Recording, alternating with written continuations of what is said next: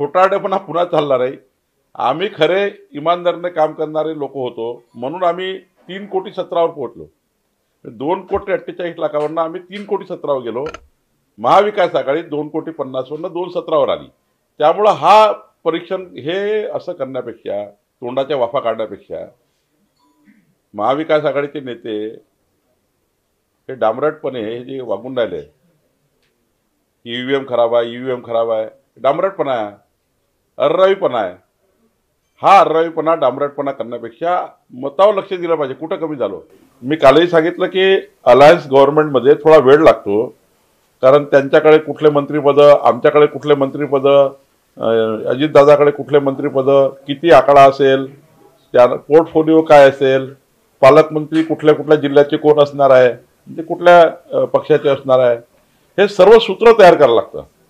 नुसतं मुख्यमंत्री आणि उपमुख्यमंत्र्याची शपथविधी नाही आहे। 3 पक्ष आहे, 3 पक्षाला काय काय मिळणार आहे त्यावरही शिक्कामोर्तब होईल। 75 तासानंतर होईल का हे? साधारणपणे 3 दिवसानंतर डिसेंबर महिना उजाडेल काय?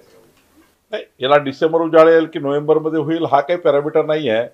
आता केअरटेकर मुख्यमंत्री आहेत एकनाथ शिंदेजी।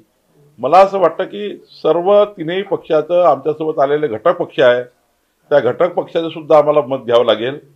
पण एकंदरीत जेव्हा सरकार बनेल तेव्हा सरकार हे पूर्ण क्षमतेने बनेल, पूर्ण सर्वात व्यवस्थित पद्धतीने सर्वच पक्षाला न्याय मिळाला पाहिजे असं सरकार बनेल। चर्चा ऐसी भी चल रही है कि बिहार पैटर्न यहाँ पे लागू किया जाना चाहिए, नीतीश कुमार को जैसा कम सीट होने के बावजूद भी सीएम बनाया गया, वैसे महाराष्ट्र में कुछ होगा? देखिए, ये सारा निर्णय करने के अधिकार ना मेरे पास है, ये सारे निर्णय करने के अधिकार हमारे केंद्रीय नेतृत्व और 3 नेताओं को है।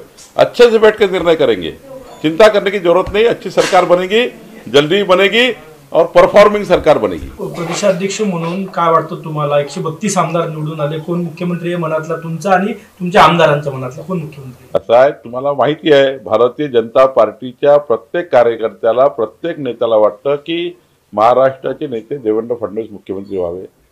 मी मागेही सांगितलं, एकनाथ शिंदेच्या कार्यकर्त्याला वाटतं की एकनाथ शिंदे व्हावे, अजितदादांच्या लोकांना वाटतं अजितदादा व्हावे। माझं एवढंच म्हणणं आहे की मुख्यमंत्री योग्य पद्धतीने शपथ घेतील, लवकरच महायुतीचा मुख्यमंत्री येईल।